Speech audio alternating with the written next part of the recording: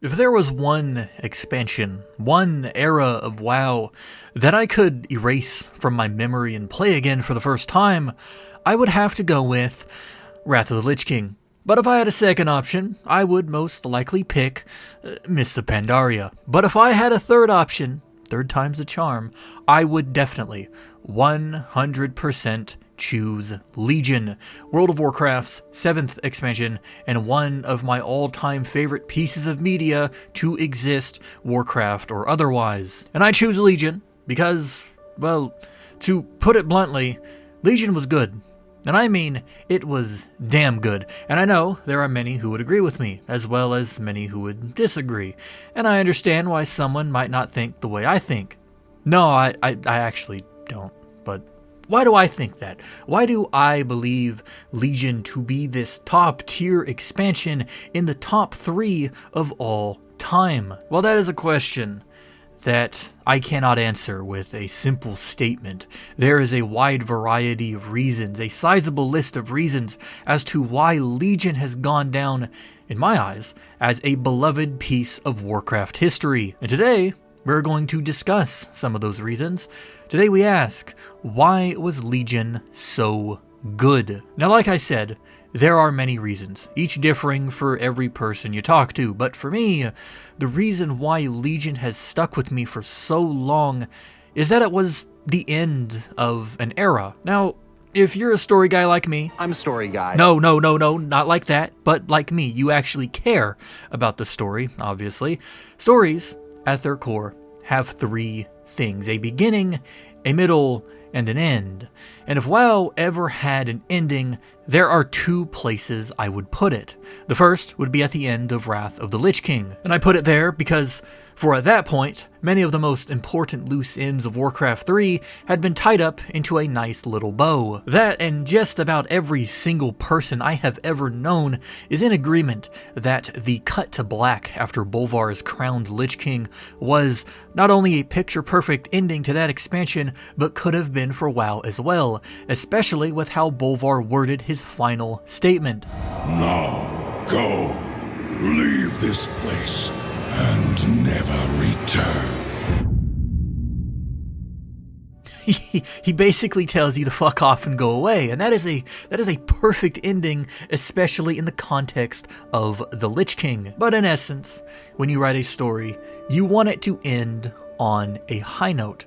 Wrath was an obvious high note, and in my honest opinion, probably the only other place where this high note ending could be applicable would be Legion. Okay, maybe Mop, but this is a Legion video. Stop talking about Mop for a minute.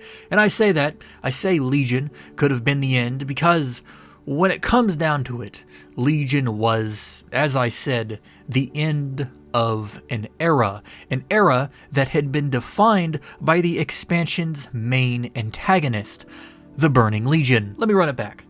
For the very beginning of Warcraft, not the MMO, but the franchise, mind you, there had been one singular constant throughout the years, one singular villain that was always there, always looming in the background when it wasn't at the forefront. That was, if you couldn't have guessed, was the Burning Legion. Since the dawn of Warcraft, the Burning Legion has been the source of almost every single major issue Azeroth has ever faced. For example, just before the world was sundered from one continent to four and some more, which group was it that damned the Kaldorei Empire and brought about the War of the Ancients? The Burning Legion. When the Orcish clans of Draenor united and crossed through the dark portal to Azeroth, at whose behest was it at? The Burning Legion. When a plague began to ravage Lordaeron and the dead began to rise across the continent, who was the cause of it and the downfall of Arthas and Menethil? It wasn't the jailer, it was the Burning Legion. When the Dark Portal turned green and we were sicked upon Illidan Stormrage and his goons, who was it that... Well, I think you get the idea. Every issue, minus the Old Gods, was a direct or indirect result of the Legion's desire to conquer Azeroth. Take a plot relevant to Warcraft, dive into it, and I'm sure that at some point the Legion had a hand in it. And that's because they have always been there. They are the constant holding together the world of Warcraft.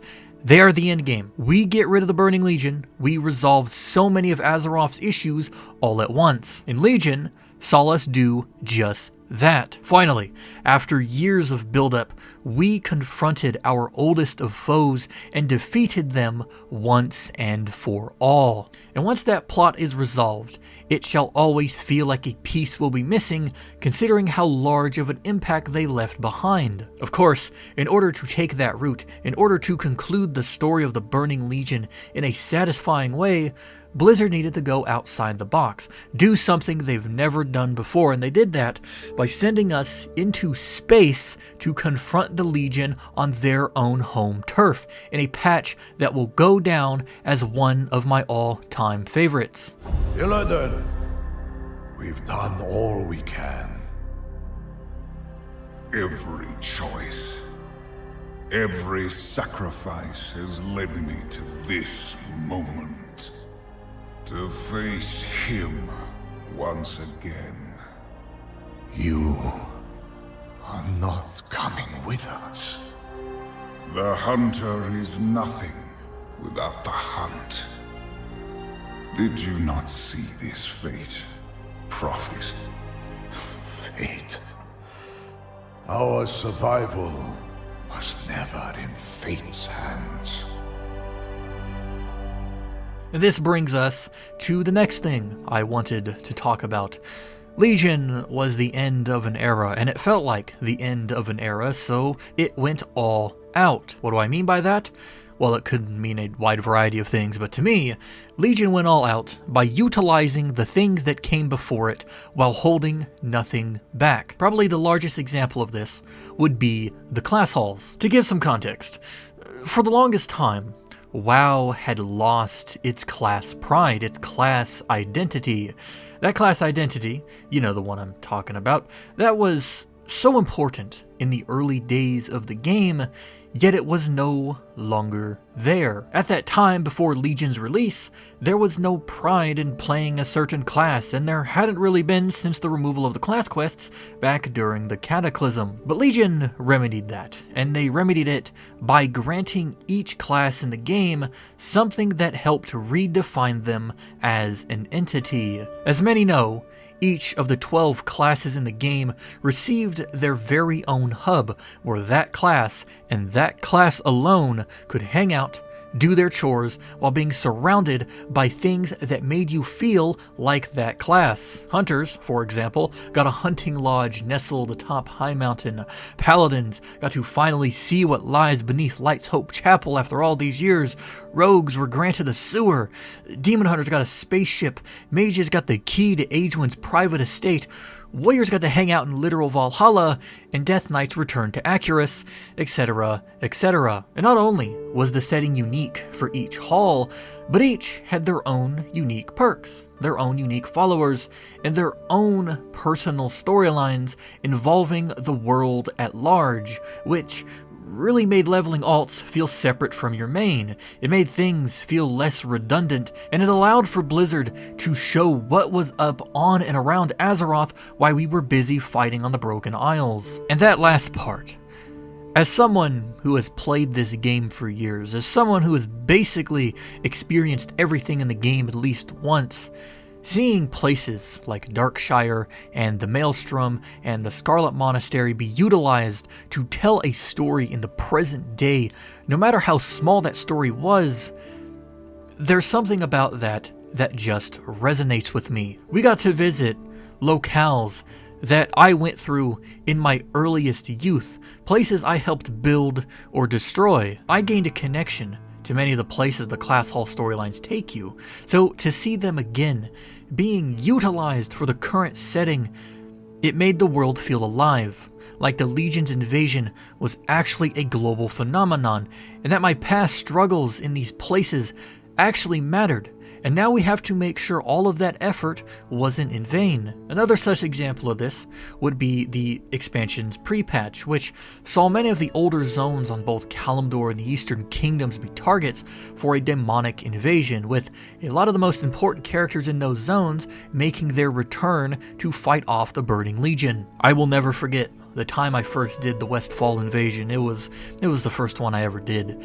and I got to see Gray and Stoutmantle, a character that 8-year-old me had such a connection to that I love to death, go and shout, "We hold the hill for Stormwind, for all of Azeroth!" To see him again, doing things in the world after my experiences with him in both versions of Westfall and the Grizzly Hills, there's no other feeling like it. And this very notion, you can see just how far Blizzard went to make Legion stand out from the rest of the expansions. They gave Stoutmantle voice lines. They crafted over 10 different storylines for each class so all would feel equally important. And most importantly of all, a detail I have left out until now, Legion brought forward and or brought back some and many of the most important weapons and tools known to the game. They gave you the Ashbringer. They gave you the Scythe of Elune. They gave you the Doomhammer. They gave you the Shards of Frostmourne. Blizzard didn't just let you re-immerse yourself in the class fantasy back in Legion. They let you become the class fantasy. You became the mental image of the guy we all dreamed of becoming when we first made our characters. And not only that, but the amount of detail they placed into each of these artifact weapons made them feel like no other weapon we have ever come across before or since. Like, did you know that the Ashbringer will whisper to you? It will repeat some of the most iconic quotes from Tyrion Forgeling. Ashes to ashes. In the light, we are one. Remain vigilant, unbreakable. We stand united. Hope never dies. Light, grant me one final blessing. Give me the strength to shatter these bonds. Did you know it'll occasionally turn enemies to ash, as is its namesake? Did you know that Aluneth whispers to you as well? Did you know that he hates you and he wishes for all of you to starve? Your allies are too dependent on you. Let them starve. Did you know that with the Blades of the Fallen Prince, you can find echoes of Arthas across the Broken Isles? Did you know that he will make you question your own morality and your own existence? You exist by his whim alone. You imagine yourself to be free, but you will always be his instrument. You believe that you are in control, that your will is your own, yet you do as he commands. Did you know that there are NPCs all over the world that will comment on each and every artifact you wield? Maybe you did. Maybe all I'm saying is just a reminder to you, and hey, that's fine. Let us all be reminded, or allow me to bring to light, just how much detail the development team placed into this expansion, because it was way more than anything that came before or anything since. As I stated, Blizzard went all out for Legion, and it shows within the final product. And of course, because I have to mention it, because I know it will be brought up and I don't really know where else to put this. If you're one of those people, you know who you are.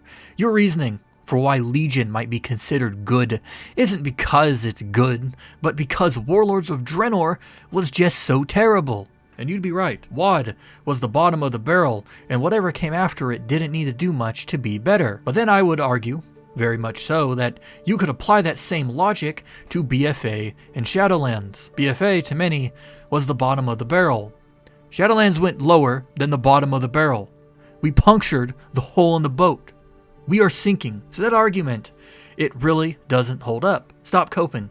Legion was good. End of story. Now, there's more I can say on Legion, its story, and how it went outside the box while staying true to Warcraft, its simplified gameplay, and how it encouraged you to create different builds for each class and spec, how underutilized lore characters were brought into the spotlight, and how it properly approached and tackled the cosmic setting of Warcraft. But I would rather not for this video to be over an hour when all is said and done. So for now, I will simply ask a couple questions. What did you think? Did you like Legion? Did you hate it? What was your favorite part? What wasn't? And hey, If you enjoyed this video and you would like to see more content, please be sure to like and subscribe for more content relating to World of Warcraft, Final Fantasy XIV, Borderlands, and Star Wars. Of course, if you have any specific topics you would like for me to cover in the future regarding Warcraft, the franchise, its lore, or any of the other stuff I listed, you can leave them in the comment section down below, and I'll be sure to read each and every one of them. Thanks for watching, and remember well,